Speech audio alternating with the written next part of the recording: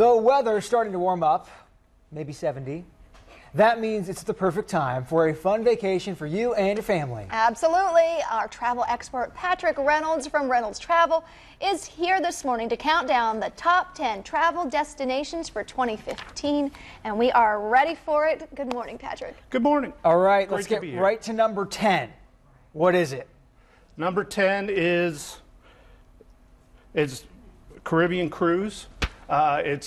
Caribbean cruises are a great value because the nice thing about cruises is that you get to unpack and pack once and see 3 or 4 destinations at one time.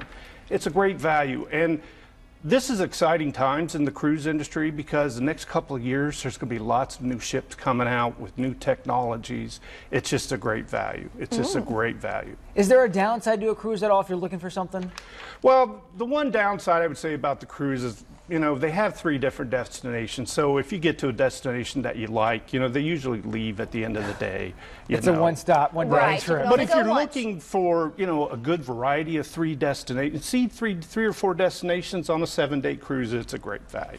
All right, so number 9 you have as the Grand Bahamas. Why? Well, the Grand Bahamas is great. And Vacation Express has really stepped up in Columbus because they're running those charters. And Grand Bahama is a great value for someone who doesn't have a week to go somewhere. Maybe they have 4 days, and Vacation Express is running a charter during the summertime, on 4-day intervals down to Grand Bahama Islands, and nice beaches, a lot of water activities to do. It's just a great value. Punta Cana takes us to number 8. Punta Cana is just, if you're looking for all-inclusive, it's a great all-inclusive destination. Lots of resorts, lots of choices, from budget all the way up to luxury. Lots of great beaches. One of my favorite areas is Bavaro Beach area. Just beautiful, beautiful beaches. Okay, and now something maybe not as warm depending on when you go. Chicago, that's on the list. Chicago, I travel to Chicago a lot for my job, and every time I go to Chicago I just love it more and more.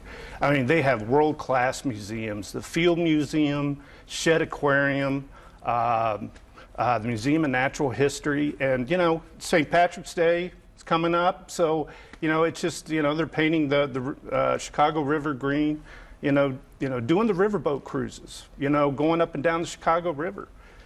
Number 5 is San Diego.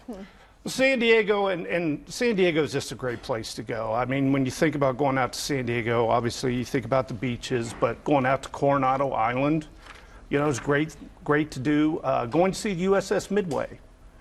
San Diego has a world-class zoo, like we have in Columbus, Ohio, world-class. It's paradise there year-round. That's right. But it's also crowded year-round. It is crowded year-round. But, when we tell people to go to Southern California, San Diego and Los Angeles, rent a car and just drive. Well, that's one of the most fun things to do. That's what I like to do when I go to Southern California. Well, and you have, Los Angeles is number 4 on the list. So, I guess if you're going to go to San Diego, you might as well go to Los Angeles too. One thing I would say is, doing something, maybe a San Diego, Los Angeles, San Francisco, Pacific Coast Highway, such a beautiful drive. Such a beautiful drive. Number 3, Orlando. Orlando has always been a great destination for much families. there, so much to do. Disney's great. They have all accommodations from budget all the way up to luxury. One thing that you may think about doing, going to Orlando is maybe just renting a car and maybe having a beach day with the family. It's an hour and a half to the Gulf Coast, hour and a half, because it's in the center state, hour and a half to go over to the Atlantic. There's Disney, there's Universal, there's SeaWorld. There's just plenty of things to do in Orlando. Is there one park you like the best for anyone who's going to Orlando and has only one park in their forecast? Well, I like science and stuff like that. So Epcot was always one of my favorites. If you had one park to do, I like doing Epcot. All right, now New York is number 2 on the list. Well, what can you say about New York? I mean, it's just a wonderful city. It's, you got the 9/11 Memorial opened up a couple years ago. It's a great tribute. The shows. just getting out and walking is one of my favorite things to do in New York. Go see the neighborhoods, the Italian neighborhoods, the Irish neighborhoods. Go to the delis. Your legs kill on day 2. That's right. That's right. That's right. There's always something to do. Now, number 1 surprised me, I guess, but it shouldn't surprise me. You're saying Las Vegas. Las Vegas is just a great destination. It's, there's tons of stuff to do. A lot of people, associate Las Vegas with casinos, but there's, shows, great restaurants, just getting out, walking up and down the Strip. That's a great thing to do.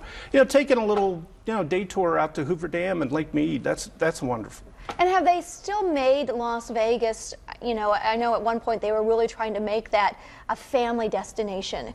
Is that still that way too? Yes, there's plenty of things for families to do, plenty of activities, New York, and all of those places do a great job of having family-oriented types of stuff to do. Patrick Reynolds from Reynolds Travel. Thanks so much for coming in. We skipped over number 7, by the way, Cancun, in case you were wondering. Well, Cancun's just a great. I was just down there a couple weeks ago, and I just love it. So it's great. All right, sounds good.